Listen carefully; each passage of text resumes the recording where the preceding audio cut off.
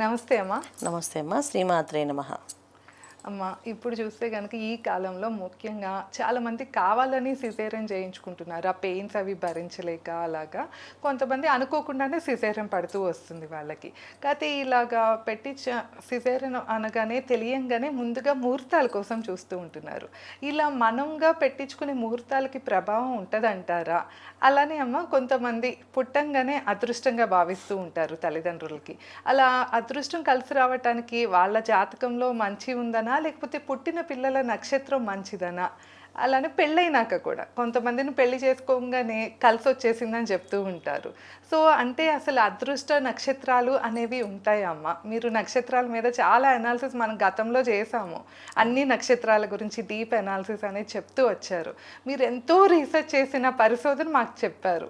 So ఆ పరిశోధన ద్వారా అసలు నిజంగా అదృష్టంగా భావించే నక్షత్రాలు ఉన్నాయా? ఉంటే అది తెలియజేస్తూ, అలానే ఈ విషయం కూడా అమ్మ, ముహూర్తాలు పెట్టుకుని చేస్తున్నారు కదా సిజేరియన్ అనేది, అది నిజంగానే కరెక్టేనా ఆ పద్ధతి?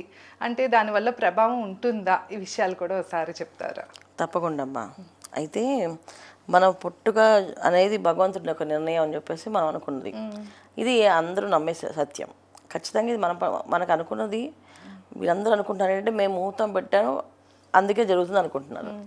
కానీ మామూలుగా భగవంతుడి ఇచ్చిన నిర్ణయం ఏంటంటే భూమి మీద మనం పడాలి అంటే మన గర్భంలో శిశువు పడగానే అది భూమి మీద పడినట్లు లెక్క. అంటే భూలోక సంచారంలోనే కదా ఉంది ఆవిడ. సో తల్లి గర్భంలో రావడమే వాళ్ళకి భగవంతుడు ఇచ్చిన నిర్ణయం అనమాట అక్కడ. సో వాళ్ళ బయటకు వచ్చేది వాళ్ళ చేతుల్లో ఉన్నది ఏమి ఉండదు. వాళ్ళ జాతకంలో ఉన్న అదృష్టం బట్టి తల్లిదండ్రులకు ఒక జ్ఞానాన్ని ఇస్తారు దేవుడు. చాలామంది ఏంటంటే పిల్లలు ఈ డేట్లో పుట్టాలి, ఈ టైంలో పుట్టాలి అంటే ఆ శిశువు ఒక అదృష్టం అనమాట. అది అంటే ఈ జన్మ తీసుకుంటున్నావు, ఈ జన్మలో నువ్వు పుట్టాలి అంటే నీకు ఎంత అదృష్టం ఉందో అంటే ఆ అదృష్టం తల్లిదండ్రులకు కూడా ఉంటుందన్నమాట. సో తల్లిదండ్రులకి అలాంటి అవగాహన కలిగి ఏ నక్షత్రంలో పుడితే మంచిది, ఏ టైంలో పుడితే బాగుంటుందని వాళ్ళు రాసుకుంటున్నారంటే అది ఈ అబ్బాయి చేసుకున్న, అంటే ఈ శిశువు చేసుకున్న అదృష్టం. అందరూ అనుకుంటామంట భగవంతుడి ఇచ్చిన నిర్ణయం ప్రకారంగా టైం, డేట్ ఆఫ్ బర్త్. చాలామంది అడుగుతారు నన్ను, మన ముహూర్తం పెట్టుకోవచ్చా మేము అని చెప్పేసి. పెట్టుకోవచ్చా అంటే ఆ టైంకి కనాలి రాసి పెట్టిందంటే ఆ శిశువుకి రాసి పెట్టుంటే పైవాడు తల్లిదండ్రులు ఆ పని చేస్తారు. ఆ శిశువు జాతకంలో అలా లేవనుకోండి, తల్లిదండ్రులు అలా పనులు ఏం చేయరు. సో ఇక్కడ ప్రారంభ కర్మ అనేది శిశువు గర్భం నుంచే మొదలవుతుంది వాళ్ళకి. సో అయితే వాళ్ళు దేవుని ప్రార్థిస్తుంటారు, మళ్ళీ నెక్స్ట్ జన్మైనా మంచి జన్మ, లేకపోతే ఇప్పుడు మేము అనుభవించేది ఇలా ఉంది అని చెప్పేసి. ఒకే టైంలో ఒక పేద ఇంట్లోని ఒక గొప్ప ఇంట్లో పుడతారు పిల్లలు, ఒకే టైంలో ఒకే నక్షత్రం. మరి దాన్ని అదృష్టం కింద తీసుకుంటామా, దురదృష్టం కింద తీసుకుంటామా? సో జాతకంలో మనం చూసే కోణాలు ఏంటంటే తల్లిదండ్రుల ఒక అదృష్టం బట్టి పిల్లలు ఉండరు. సో ఆ తల్లిదండ్రులకి ఒక యోగం ఉంటుంది, సంతాన యోగంతో వాళ్ళకి కలిసి వచ్చే అవకాశం ఉందనుకోండి. వాళ్ళు ఎంత సంపాదించిన డబ్బులు నిలబడతావు, సంతానం కలిగిన తర్వాత డబ్బు నిలబడుతుంది, ఆస్తులు కొంటారు, చిరాస్తిగా నిలబడతాయి అవి. అదే సంతానం లేదనుకోండి, వాళ్ళు డబ్బు అంతా ఖర్చు అయిపోతూనే ఉంటాయి. అది దేనికి దాచిపెట్టాలి, దేనికోసం కూడబెట్టాలి, అసలు ఎవరు తింటారు అనే ఆలోచన కూడా వాళ్ళకి వస్తూ ఉంటుంది ఉంటారు. ఒక శిశువు పుట్టగానే ఆ ఇంట్లో అవకాశం ఉంటుంది.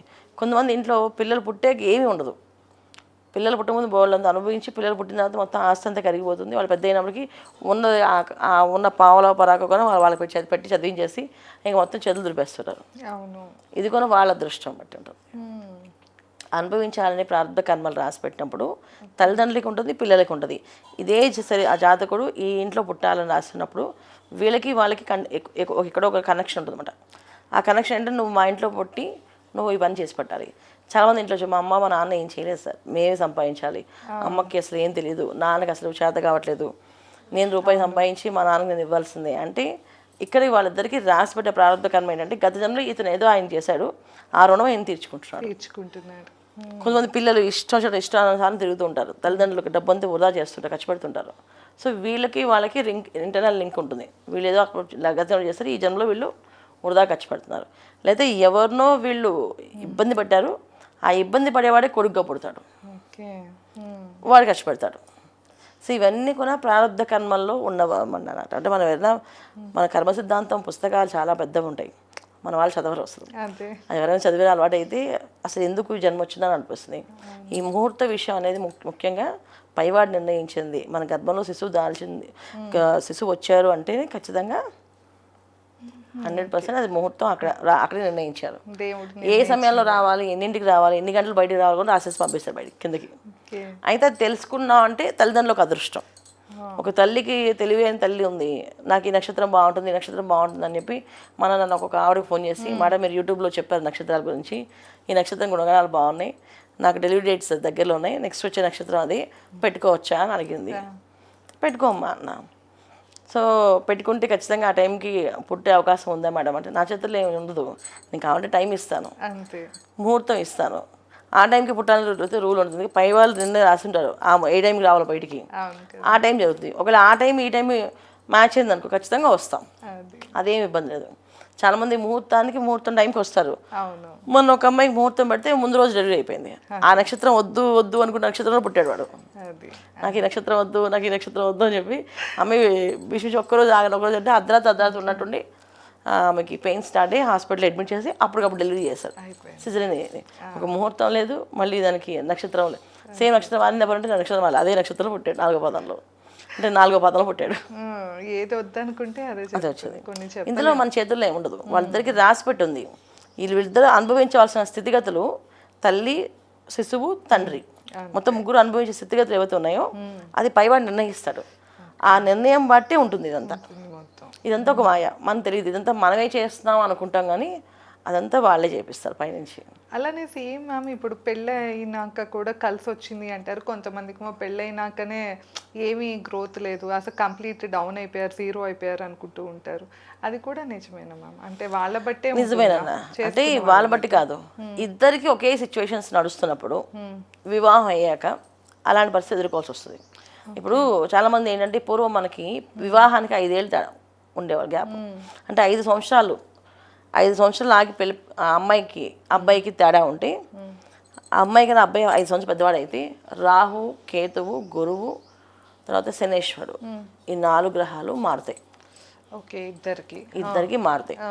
అప్పుడు మారినప్పుడు ఏమవుతుందంటే, ఈ అబ్బాయికి రాహు మహాదశ ఒకవేళ నడుస్తున్నప్పుడు ఈ అమ్మాయికి గురు మహాదశ నడుస్తుంది. సో ఈమె అదృష్టంతో ఇతను కూడా ఒక అదృష్టం లేకపోయినా ఈమె వచ్చిన వేళ విశేషం, ఆయనకి ఈ అమ్మాయి తినే యోగం ఉంది కనుక భగవంతుడు ఆ అబ్బాయికి ఉద్యోగం పెక్కకుండా ఉంచుతాడు. అంటే ఎవరో ఒకరిది కలిసి వస్తుంది. సో ఈ అమ్మాయి జాతకంలో యోగం ఉంది కనుక అతను చేస్తాడు. తర్వాత వీడి సంతాన యోగంలో యోగం ఉంది కనుక వాళ్ళిద్దరికి నిలబెడతాడు. ఇప్పుడు ఏం చేస్తున్నాము, నెలలు, రోజులు, ఇంకా పెద్దవాళ్ళని ఇలా పెళ్లి చేసుకుంటున్నాం కదా, ఇద్దరికి ఇంచుమించు సేమ్ స్థితిగతులు ఉంటాయి. బాగుంటే పెళ్ళాక ఇద్దరు బ్రహ్మాండంగా కలిసి ఉండి అదృష్టాన్ని, యోగాన్ని అనుభవిస్తారు. బాలేకపోతే ఇద్దరు ఫైట్ చేసుకుని, యుద్ధం చేసుకుని, ఇవాళ విడాకులు తీసుకుని మళ్ళీ ఎవరి దారిలో వాళ్ళు వెళ్ళిపోతున్నారు. దీనికి కారణం ఏంటంటే ఇద్దరికి ఉండే ఒకే ప్లానటరీ కండిషన్స్. మన పెద్దవాళ్ళు అందుకే నిర్ణయించారన్న, ఏది చేసినా పెద్దవాళ్ళు చెప్పింది మంచిదే, దాన్ని మనం వినకుండా చాదస్తం కింద కొట్టుబడేసి మనకు నచ్చింది మనం చేస్తాం కదా, అందువల్ల ఈ పరిస్థితులు. ఇప్పుడు వాళ్ళు ఏం చెప్పినా అది మంచిదే, ఎందుకంటే 5 ఏళ్ళు తేడా ఉండాలంటే లేదు, మెచ్యూరిటీ లెవెల్స్ ప్రాబ్లం ఉంది, వాళ్ళకి ఆలోచనలు వేరేగా ఉంటాయి, ఏమీ ఉండవు ఆలోచనలు. ఖచ్చితంగా అమ్మాయి కంటే అబ్బాయి 5 ఏళ్ళు పెద్దవాడు అయితే చాలా బాధ్యతగా చూసుకుంటాడు అమ్మాయిని, ఎందుకంటే ఆ మెచ్యూరిటీ లెవెల్స్ వేరు, ఈ అమ్మాయికి ఉండే మెచ్యూరిటీ లెవెల్స్ వేరు ఉంటాయి. ఖచ్చితంగా బాధ్యతగా ఉంటారు, కానీ అలా చేసుకోరు అందరూ. ఇప్పుడు సంవత్సరంన్నర, 6 నెలలు, 3 నెలలు అలా చూసుకుంటారు, అసలు అవ్వదు. అందువల్ల పరిస్థితి. ఓకే. అంటే ఇద్దరివి గ్రహాల ప్రభావం అనేది ఇద్దరి మీద ఒకేలా ఉంటుంది, ఎన్నో రకాల ప్రాబ్లమ్స్ అయితే ఫేస్ చేస్తున్నారు. ఇప్పుడు ఇద్దరికి కోపిష్ట అయితే ఇద్దరు కోపమే పడతారు కదా, ఎవరు శాంతపరుస్తారు? అవును, ఇద్దరు శాంతపడలేదు ఎవరు వీళ్ళకి నేర్పిస్తారు ఏ విషయమైనా? మేము అన్నింటిలో మోసపోతాం, నేను అంతే మా ఆయన అంతే మోసపోతుంటామండి అంటారు. అది గొప్ప విషయం మోసపోతున్నాం అంటే. కాకపోతే అలా మాట్లాడతారు. కారణం ఏంటంటే ఇదే వయసు ఇద్దరికి సమానంగా ఉండడం వల్ల ఆలోచన ఇద్దరిది ఒకేలా ఉంటుంది. దానివల్ల ఉంటే బ్రహ్మాండంగా ఉంటారు, లేకపోతే మొత్తం విడిపోయి ఉంటారు. ఇదే ప్రాబ్లం. ఫైనల్గా మ్యామ్ ఏ నక్షత్రాలు మీరు చెప్పినట్లు అంటే అదృష్టంగా భావించవచ్చు అంటారు? ఏ నక్షత్రాలు అదృష్టంగా మార్చవచ్చు అంటే, ఏ కష్టం వచ్చినా భార్య బిడ్డలను వదలకుండా, అలాగే అమ్మాయిలు అయితే భర్తని పిల్లల్ని వదలకుండా ఉండే నక్షత్రాలు కొన్ని ఉన్నాయన్న. ఆ నక్షత్రాలు చెప్తాను నేను. అనురాధ నక్షత్రం, అది మొదటి నక్షత్రం. ఎందుకంటే ఈ అనురాధ నక్షత్రం వాళ్ళు ఎటువంటి కష్టం వచ్చినా సరే నాతో పాటే అది కొన అని చెప్పి అనే లక్షణం ఉంటుంది. అలాగే భార్య అయితే నాతో కూడా ఆయన కూడా ఏం చేస్తాం, నేను గంజి తాగుతా, తనకు గంజి తాగుతారు కదండి అని చెప్పి తీసుకెళ్తారు. ఈ లక్షణం వీళ్ళకి అనురాధ నక్షత్రం వాళ్ళు. తర్వాత శతభిష నక్షత్రం రెండోది. మూడోది పునర్వసు నక్షత్రం అండి. 4వ నక్షత్రం వచ్చేసి శ్రవణ నక్షత్రం. 5వ నక్షత్రం ఉత్తరాషాఢ నక్షత్రం. సో ఈ నక్షత్రాల వాళ్ళు ఒకప్పుడు వాళ్ళు మరి ఇప్పుడు ఎలా ఉందో నాకు తెలియదు. నేను ఇప్పుడుగా చెప్తున్నా కండిషన్స్ అప్లై ఎందుకంటే ప్రతిదానికి జాతకంలో ఉండే యోగాలు అదృష్ట యోగాలు అన్నీ కూడా ఒక 40 yearsకి ఇప్పుడున్న ఏజ్ జనరేషన్ వాళ్ళకి చాలా తేడా ఉంది, చేంజ్ వచ్చేసి చాలా చేంజెస్ వచ్చాయి.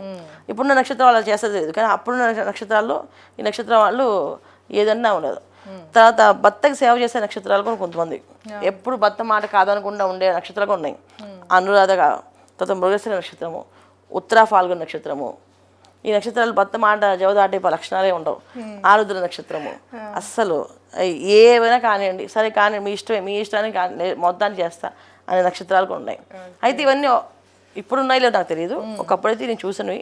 ఇప్పుడు దాకా ఉన్న నక్షత్రాలు కూడా చూస్తే ఆల్మోస్ట్ అందరు కూడా అలా సాఫ్ట్గా కనిపించారు. ఇంట్లో ఉన్నదో తెలియదు, అందుకని ఈ నక్షత్రాలు చాలా మంచివి. ఓకే అమ్మా. సో విన్నారు కదా, ముహూర్తాలకి ఉన్న బలం గురించి అయితే పిల్లల నక్షత్రాలు అంటే ఎట్లా చూసుకోవాలి అని అయితే మనం తెలుసుకున్నాము. ఎవరైనా కూడా ఇలా ముహూర్తం పెట్టించుకోవాలి అనుకుంటే కనుక మేడం దగ్గర స్క్రీన్ పైన స్క్రోల్ అయ్యే నెంబర్కి కాంటాక్ట్ అవ్వచ్చు. ధన్యవాదాలు. నమస్తే అమ్మా. నమస్తే అమ్మా. శ్రీమాత్రే నమః.